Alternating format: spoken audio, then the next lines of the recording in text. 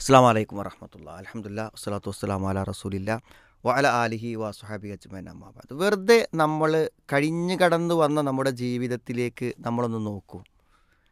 എത്ര സന്ദർഭങ്ങളിലാണ് അള്ളാഹു നമ്മളെ അത്ഭുതകരമായി രക്ഷപ്പെടുത്തി കൊണ്ടുവന്നിട്ടുള്ളത്. ഏതെല്ലാം ദുരന്തങ്ങളിൽ നിന്നാണ് അള്ളാഹു നമ്മളെ കാത്തുരക്ഷിച്ചിട്ടുള്ളത്. ഒരു പക്ഷേ മരണത്തെ മുഖാമുഖം കണ്ട സന്ദർഭങ്ങളില്ലേ, നമ്മുടെതെല്ലാം നഷ്ടപ്പെട്ടു പോകുന്ന ചില നിമിഷങ്ങൾ ജീവിതത്തിൽ കഴിഞ്ഞു പോയിട്ടില്ലേ. ആ സന്ദർഭങ്ങളിലെല്ലാം ചില നിമിത്തങ്ങൾ തന്ന് അള്ളാഹു നമ്മളെ രക്ഷപ്പെടുത്തി കൊണ്ടുവന്നു. അപ്പോൾ നമ്മൾ അള്ളാഹുവോട് ഏറ്റവും കടപ്പാടുള്ളവരായി തീരേണ്ടതുണ്ട്. ഈ ജീവിത പാഠം നമ്മളെ പഠിപ്പിക്കുന്ന ഒരു കാര്യം എന്താണെന്ന് ചോദിച്ചാൽ, അള്ളാഹുവാണ് നമുക്കെല്ലാം തരുന്നത്. അവൻ തരാത്തതൊന്നും നമുക്ക് ലഭിക്കില്ല.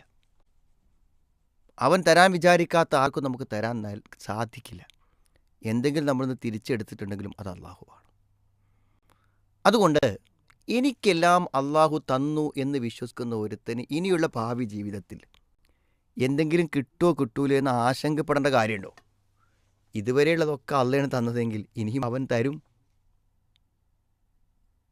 ഇതുവരെയുള്ളതിന് അള്ളാഹു ചില നിമിത്തങ്ങൾ ഉണ്ടാക്കി തന്നെങ്കിൽ ഇനിയും അള്ളാഹു ചില പുതിയ നിമിത്തങ്ങൾ ഉണ്ടാക്കി തരുന്നതാണ്. അപ്പോൾ ചിലപ്പോൾ ആലോചിക്കും, യാദൃശ്ചികമായി വന്നതായിരിക്കാം. കോടികളുടെ കടങ്ങൾ വന്ന ആൾക്കാരുണ്ട്. അപ്പോൾ അവരിങ്ങനെ ആലോചിച്ച് നിൽക്കുകയാണ്, എങ്ങനെയാണ് ഇപ്പോൾ ഈ കട രക്ഷപ്പെടാമെന്ന്. അപ്പോഴായിരിക്കും എന്താണ്, ഒരു പുതിയ ഹൈവേൻ്റെ പ്രൊജക്റ്റ് അയാളുടെ ഏതോ ഇടിഞ്ഞു പൊളിഞ്ഞൊരു കെട്ടിടത്തിൻ്റെ മുകളിലൂടെ ഒരു പറമ്പിൻ്റെ അരികിലൂടെ ആണ് ഹൈവേക്ക് വേണ്ടി സ്ഥലമെടുക്കുന്നത്. കിട്ടുന്നത് എത്രയാണ്? കോടികളാണ്. ഒരിക്കലും സ്വപ്നം കാണാത്ത സംഖ്യകൾ വന്നു ചേരുന്നു, കടം വീടുന്നു, സുന്ദരമായി വേറെ വീടുണ്ടാക്കുന്നു, സമാധാനത്തോടെ ജീവിക്കുന്നു. ഒരു നിമിത്തം നമ്മൾ ചിന്തിക്കുന്നുണ്ടോ, ഇങ്ങനൊരു ഹൈവേ പ്രൊജക്റ്റ് വരും, ഞാൻ ഈ കടത്തിൽ നിന്ന് എന്തെങ്കിലും രക്ഷപ്പെടും? എത്ര കടത്തിൽപ്പെട്ട ആളുകളാണ് രക്ഷപ്പെട്ടു പോയിട്ടുള്ളത്.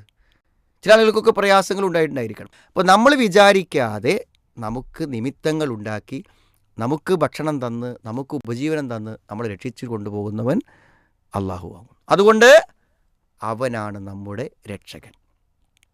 നമ്മുടെ രക്ഷകൻ പണമല്ല, നമ്മുടെ രക്ഷകൻ ഭൗതികമായ ഒരു സാഹചര്യങ്ങളുമല്ല, നമ്മുടെ കഴിവല്ല, നമ്മുടെ ബുദ്ധിയല്ല, ഭരണസ്വാധീനമല്ല.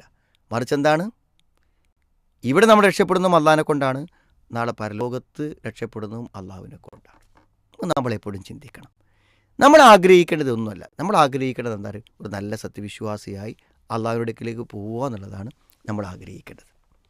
ഇതുവരെ പറഞ്ഞ ആശയങ്ങളെല്ലാം വളരെ മനോഹരമായി തൻ്റെ ജീവിതത്തിൻ്റെ ഏറ്റവും നല്ലൊരു സന്ദർഭത്തിൽ യൂസുഫ് നബി അലൈഹിസ്സലാം ഓർക്കുന്നുണ്ട്. റബ്ബി ഖദ് ആതൈതനി മിനൽ മുൽക്ക് വഅല്ലംതനി മിൻ തഅ്വീൽ ഹദീസ്. റബ്ബേ, നീ എനിക്ക് രാജാധികാരം തന്നു.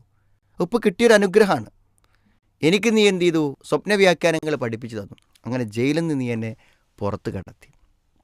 അതുകൊണ്ട് ഫാത്തിറ സമാവാതി വൽ അർദ്, ആകാശഭൂമികളെ സൃഷ്ടിച്ച എല്ലാറ്റിനും കഴിവുള്ള രക്ഷിതാവ്, അൻത വലി ഫി ദുനിയ വൽ ആഖിറ, ഇഹലോകത്തും പരലോകത്തും നീയാണ് എൻ്റെ രക്ഷകൻ.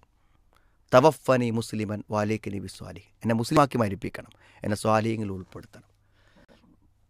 ഈ ഒരായത്ത് മതി പ്രതീക്ഷ നഷ്ടപ്പെട്ട എല്ലാവർക്കും അവിടെ പ്രതീക്ഷകൾ വീണ്ടും കിട്ടാൻ.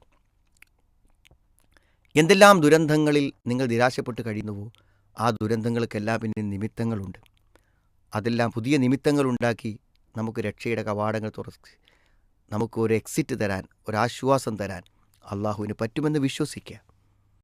കിണറ്റിൽ മരണപ്പെട്ടു പോകേണ്ടിയിരുന്ന യൂസുഫ് നബി അലൈഹി സ്വലാമിനെ സിംഹാസനത്തിൽ ഇരുത്താൻ അള്ളാഹുവിന് പറ്റിയെങ്കിൽ ഏത് അവശമായ അവസ്ഥകളിൽ നിന്നും അത്യുന്നതമായങ്ങളിലേക്ക് നമ്മൾ ഉയർത്തിക്കൊണ്ടുവരാൻ അള്ളാഹുവിന് പറ്റും. അതിന് കഴിവുള്ള ആകാശഭൂമികളുടെ സൃഷ്ടാവാണ് അവൻ. അതുകൊണ്ട് അവനിൽ ഭരമേൽപ്പിച്ച്, അവനോട് പ്രാർത്ഥിച്ച്, അവനിൽ പ്രതീക്ഷ അർപ്പിച്ച് മുന്നോട്ട് പോകാൻ നമുക്ക് കഴിയുന്നുവെങ്കിൽ ജീവിതത്തിൽ നിരാശയില്ല, പ്രതീക്ഷകൾ മാത്രം. അള്ളാഹു നമ്മളെ ഏറ്റവും നല്ല വിജയകരമായ അവസ്ഥയിലേക്ക് ഇഹലോകത്തും പരലോകത്തും അള്ളാഹു നമ്മളെ എത്തിക്കുമാറാവട്ടെ.